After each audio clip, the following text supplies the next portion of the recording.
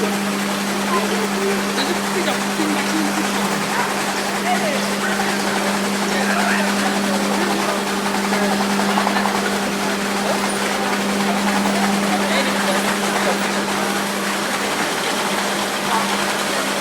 farm manager, Livestock Dynasty Limited.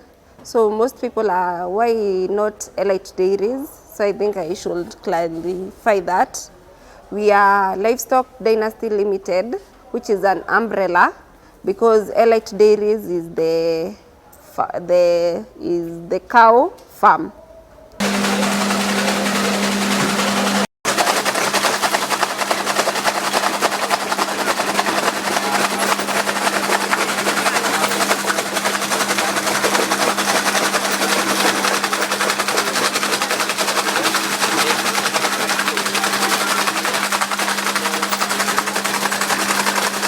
Any cow business is Elite Dairies.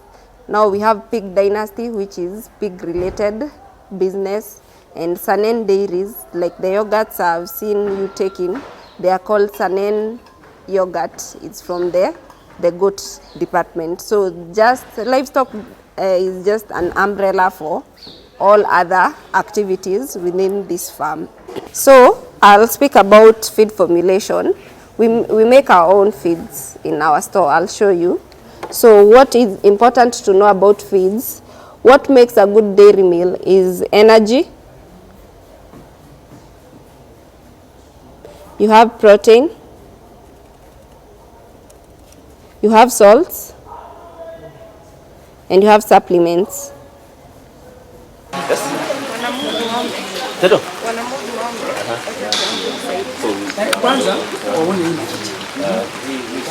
We prefer this. Yes. So we have now this is what we call machicha or spent grain. So we prefer machicha because it is a fermented product. Okay. You know, when a cow consumes on fermented product, like whenever like cow consumes any milk or grass or anything, when it gets into its stomach, it must be fermented first. Before it is used to, yes, before digestion, so it must be fermented first. So once it consumes like fermented products, once it gets into the house digestive system, it only takes 4 hours to make milk for that process. So it minimizes that process like by half. So once it takes on other products which are not fermented, it will take it 8 hours. But when it consumes fermented products, it just takes 4 hours. So that's why we prefer fermented products. So you can use either spent grain, you can use something like silage, so those fermented. And they are good to boost, yes. Currently we are out of stock, but in most of the time we store silage. We have spaces where we store silage. No, we source list stock, then we make it from. So we make our own silage. So we start with this. Just process, nothing else.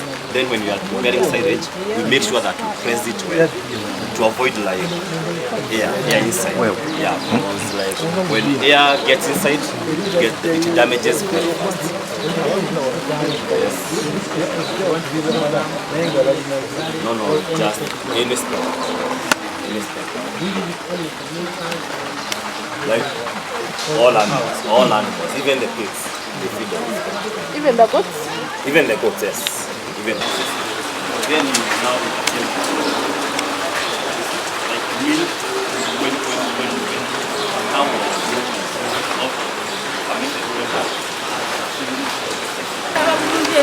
New.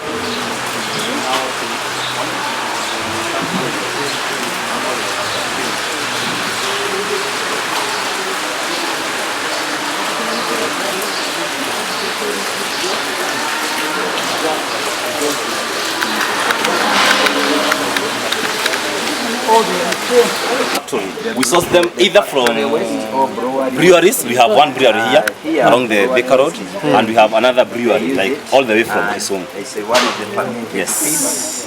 they use, and these ones are. When you are serving, you take in the bucket. Yes, we take in buckets. Each bucket feeds how many cows? Like on average, like it depends with the number of cows in the shed. You know, it depends on the number of cows in the shed. So like for the milkers, like if the cows are allowed maybe like 15 to 20, we feed around 6 buckets, like 6 buckets. Each Yes, bucket like how many kg? like around, not necessarily 20, but between 16 kgs to like 18 kgs. Okay. Yes. That 16 means to each 18. cow eats like 2 kg. Yes, 2 kgs, like 2 kgs. And then you supplement with dairy milk. Yes, with daily meal. Now, whenever we are feeding, what we do, like we have the daily meal, isn't it? Yeah. So we will first feed the daily meal first. Okay. Then on top of that daily meal, we will feed now this one, the spade meal now.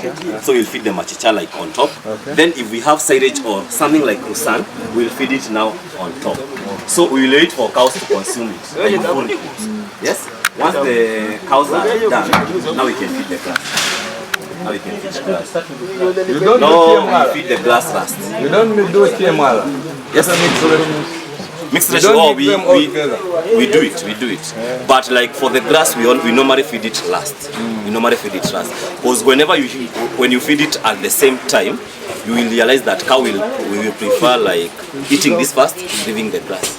So you must like make this one priority. You must prioritize this one first. Yes. So these are the spaces where we use it for silage making. Currently we don't have silage, but we use these spaces for silage. Doesn't it affect you when you stop using silage, when it's over, then you change other? You must balance, you know, like silage is fermented product, and machicha. That's why we always have this one, machicha. This one is in place of silage. Yes, so you can use this one for silage. But for now, we are using the spent grains. You have silage, you also use spent grain? No, like if we have silage, we either do away with machicha or we feed in low amount, very low amount. So we can, if a shed we are feeding like 5 buckets, we can go to like 3 buckets or 2 buckets in a shed. Yes. So we can get inside the shed. Today, if I was to start a company, I'll just call it a name and start. So there are so many companies. My point is there are so many companies calling themselves different names, and all of them they're selling to you as farmers different. They tell you stop using the other one, try mine. Mine is called Pioneer, mine is called Mkulima, mine is so many other names. But the most important thing to know is you have energy, you have protein, you have salt, and you have supplements. So we'll name the different types of energies, different types of proteins, different types of salts, then we speak about the ratios, okay? So for energies, the ones we have here in Kenya, we have maize itself, we have maize germ. Maize germ, we get it from your side, it's cheaper from Uganda. So we have maize germ, we have maize bran, we have wheat bran, we have rice polish, and we have Poland. I'm sure if you're a farmer, you have heard of one of those names. I've said we have maize germ, we have maize bran, wheat bran, rice polish, Poland. All those are types of energy. The same way in the human nini, you have chapati, you have ugali. You can choose any type of energy. You have rice, just the same thing. For protein, we have sunflower. You can have soya. You can have canola. You can have cotton. You can have copra. Copra is C-O-P-R-A. Copra. It's basically coconut shell when it has been grinded into smoother particles. What else? We have macadamia. There are so many types of proteins. If you've been keen, those are plant proteins. There are other animal proteins, but cows and goats, they are not omnivorous or carnivorous. They are herbivorous. So you're recommended to feed animal protein and not I know people will say put fish meal, put bone meal, but those, the digestibility is poor. What about BSF? It's an animal protein, but it's easy to the stomach for a cow, unlike fish meal and bone meal. Disadvantage of using fish meal and bone meal: if a cow died here and it had foot and mouth, then the bones were burnt, and unluckily the supplier who's supplying you with bone meal came across those bones and was applied to the, so you will have foot and mouth in your farm wondering, but my cows, they never leave this place, they don't come in contact with anyone from affected regions. So that's why I discourage using animal proteins. Another thing about fish meal, what has happened, these companies that they are draining their wastages in the lakes and whatever, then this fish, the bones from the fish is whatever you feed the animals. So what's happening, there is aflatoxins in the fish meal itself. The cow is not affected by aflatoxin. It has the aflatoxin M1. But when you take the milk yourself, so you will milk your cow and you will be the first consumer. So the aflatoxin from the cow shifts from M1 to B1, which affects me. Now you're there wondering, I never eat those KFC, I never eat, and I have cancer. What's happening? You wonder, someone from the village there is suffering from cancer, and you're wondering, and how did they get such diseases? And they eat well, such things happen. So that was by the way. So let's go to salt. For salt, we make our own salt, but it's a bit complicated if you're doing small scale. So what I advise, if you're doing a small scale, if you're having a cow that's been milked, you buy milk-related salts. Are we okay? You've seen those milk-related salts. Daniel, how do you say milk-related? Companies that sell maziwa, Vito Maziwa, you have those ones? I know we don't have most. What do you have? Most of those minerals we buy them from here. Really? Yes. We don't have any. Yes. Vito I don't know which company. Kupakula, Makili, all we buy them from here. Yes. So yeah, here I recommend buy milk-related salt. If it's a calf related salt. If it's a heifer and it's in calf, buy salts that are sufficient for the calf and the mother. And if it's a dry cow, they are dry cow related salts. Other than that, I'll speak about very specific minerals in salts. For example, calcium. We have cattle salt, which is sufficient with calcium. If you're milking a cow, whatever you're taking out of the cow is calcium. So if you don't put back the calcium, you will find your cow having problems with milk fever, ketosis. Those are calcium-related diseases. Okay? Retained after birth is also related somehow with insufficient calcium when you preparing this cow to calve. So I'll speak about, I've said calcium-related salts. You can have DCP. We are speaking of salts now, whoever is writing. Then we have DCP. DCP has both calcium and phosphorus, which is important for growth. We have lime. Lime is important for balancing the pH in the rumen. Rumen is the first stomach. If it does not have the right pH, you will have a problem with digestion from the first stomach to the last stomach. We have, what other salt have I forgotten? We have Magadi. Magadi is the same purpose we use with the salt we consume in our kitchens. Magadi serves the same purpose. So it helps balances the glands, the thyroid glands in you. So you won't have your cows with the swollen glands. Yes. So those are the major salts, but other than that, we make our own salt. So that one will have copper sulfate, magnesium sulfate. They are small, tiny elements, but very expensive. For example, that cobalt, 20 kg goes for around 40,000. So it's not doable for someone who's doing small scale. Yes. For supplements, we have things like rumacin. I don't know if you've come across it, but it's important. It's a supplement that you give to the cow. It helps. You see the stomach, the first stomach of the cow, when you slaughter a cow, you see it has those protrusions. It looks like a towel. So this, over time, they wear and tear, they wear and tear, they wear and tear. So you need something that helps to replace and helps them to come back easily. So not looking well. So we have, what else?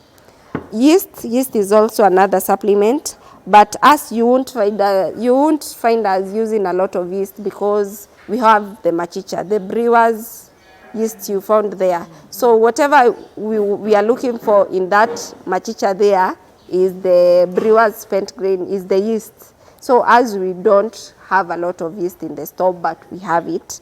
We have toxin binder.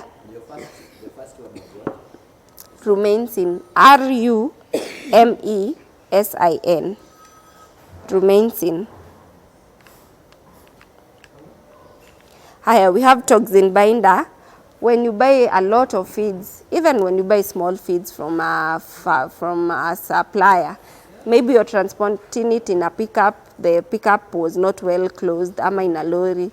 So what will happen, these feeds of yours, they will be rained on, for example, in this season.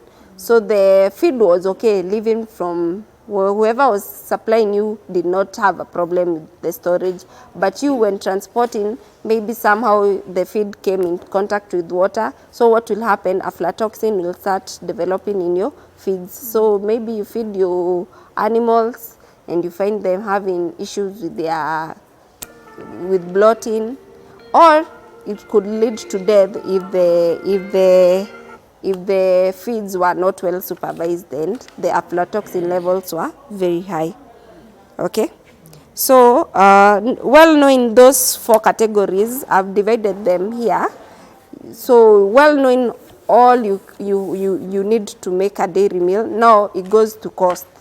I'll tell you the context. If I say 80% of whatever, you also have to go back as a farmer and ask yourself, at what cost am I making this dairy meal? So I might tell you today, put 100 kgs of maize germ, but maybe the cost goes up. You have to reduce it and look for an alternative. So when I say energy, you have maize germ, maize bran, wheat bran, I don't mean you need all of them at the same time. Whatever you can afford at that period. Also, cows need consistency. You don't, today you have wheat bran, tomorrow you don't have wheat bran, tomorrow again you have rice porridge. So you have to look for something that you're sure, even next month, even next week, you can afford it, you can easily acquire it. So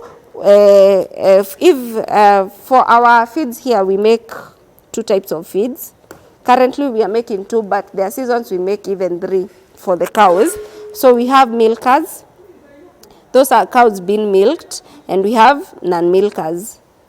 On periods when the sun, I don't know if Mungai mentioned, we are solar powered through and through. So the seasons when it's cold like this, our production is affected because now the solar panels, the power is not sufficient. So that's why I'm making two types low yielders. But because the way the weather looks, I cannot make as much in my store there. So for the milkers, for the energy, we go back to our formulation now. For the energy, for a good milker, energy should be between 70 to 80%.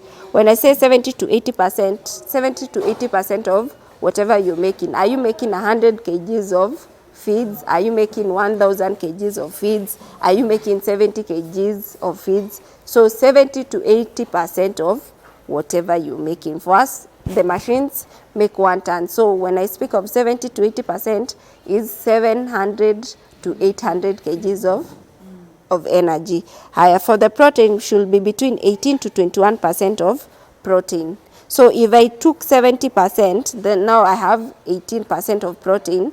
I'm at 88. So whatever is left is salt and supplements. Supplements should be between 0.1 minimum to 1% of feeds. For the supplements, because supplements are very expensive. The toxin binders, the yeast, they are very expensive. Don't put too much of it, and then now your cost will go high. Then for the salt, between now if you took 70, now maybe we are doing formulation. If you took 70, now you have 18 for the protein, that's 88.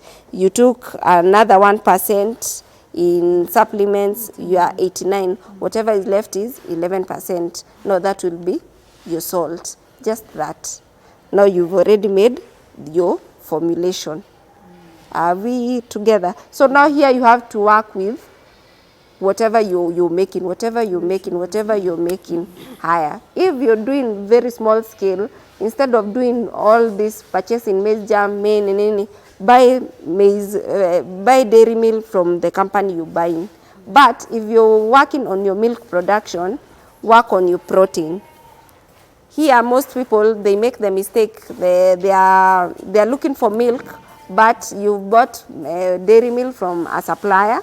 But instead of buying protein, you buy another maize jam. So your cow will be fat, you will have a very healthy cow. The cow is jumping up and down, but no milk production. The reason is the energy is okay, but the protein is poor. So if you want to improve in your production, work on your proteins. Give sufficient proteins in your feeds. So buy your dairy milk, but buy sunflower, put it in your feeds. Buy soya, buy macadamia, whatever protein you can access. And trust me, I'm sure you'll have instant results. It has to have a higher percentage. I'm saying if you bought a dairy milk from someone, you see you already have someone supplying you. Don't again buy energy. Put protein, but not in your formulation. When you're making your feeds, now you bought your own source of energy. You bought your own source of protein. Too much protein, the same way as we eat too much beans and you have discomfort. The same for cows. It cannot go above 21% of the feed. Anywhere, do not put 21% of more than 21% of whatever you're feeding to your cows. At protein, they will diarrhea. You will find too much diarrhea in the sheds. It brings discomforts in their tummies.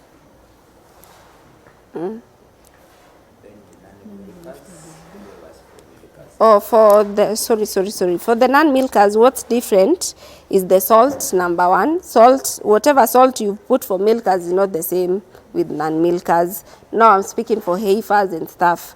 Of course, you cannot give a heifer milk-related salts, and it's not being milked. So for the energy should be between 60 to 80%. Whatever works for you, 60 to 80%.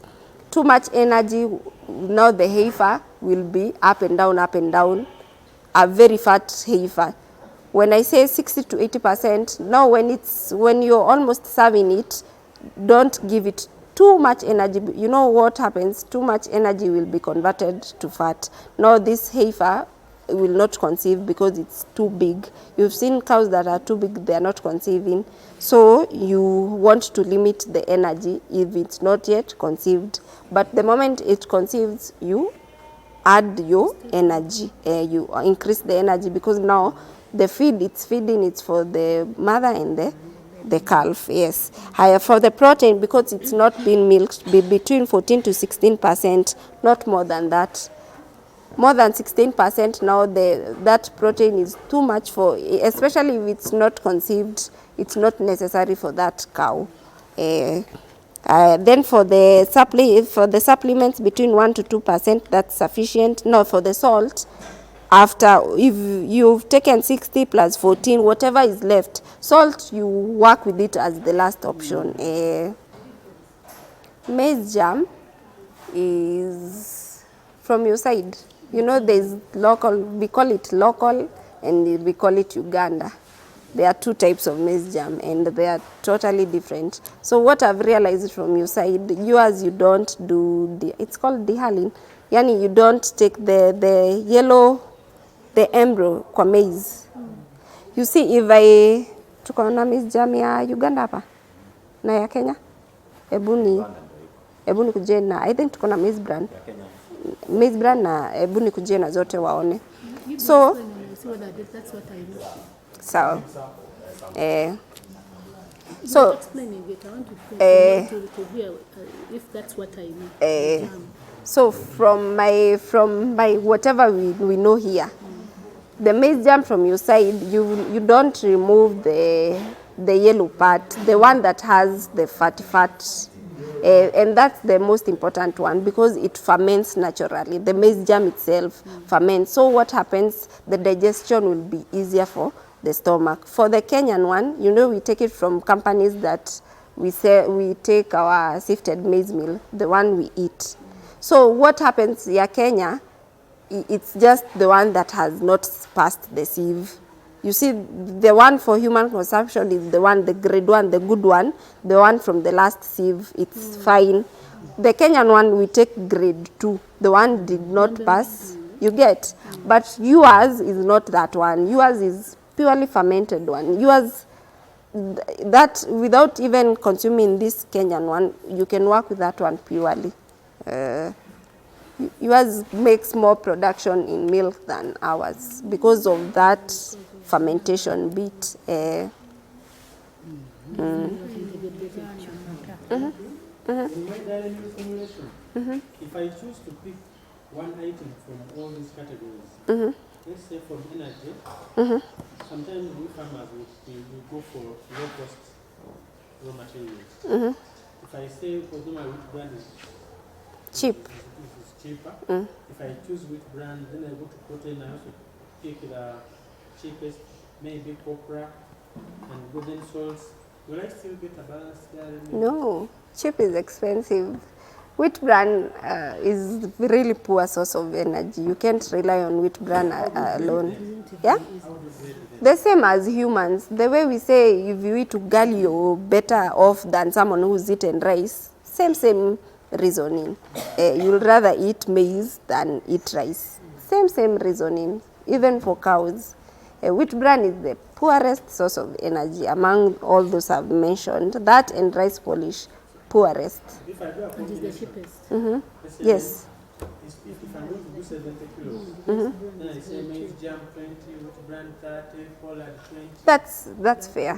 That's fair. As long as you supplemented it with something else. But relying on wheat bran is more like refugees, to be honest. It is easily digested. The cow will be making noise as soon as you fed it. The other thing, we're talking about fermented feeds. Some people prefer to ferment their dairy milk before they serve it. Would you advise? Yes. How best would it be fermented? Okay, here what I've seen, we don't do it ourselves because of the fear of aflatoxin, because what most local, I don't know if Daniel has taken you around Githunguri, most people, they take the maize jam, the Ugandan maize jam, they soak it in water. Then after 3 days, they put maize jam, then seal it in mitungis with water. So what will happen, like the natural uji, I don't know if you make uji like that, porridge in your area, you put unga and water, then seal. That's how porridge, I don't know, Kenyan we make porridge like that, fermented porridge. You just introduce unga, the flour and water, then leave it undisturbed. So that's the way they ferment their feeds. But us, because of our nini here, the numbers here, it's not doable. We'll need so many cans of that.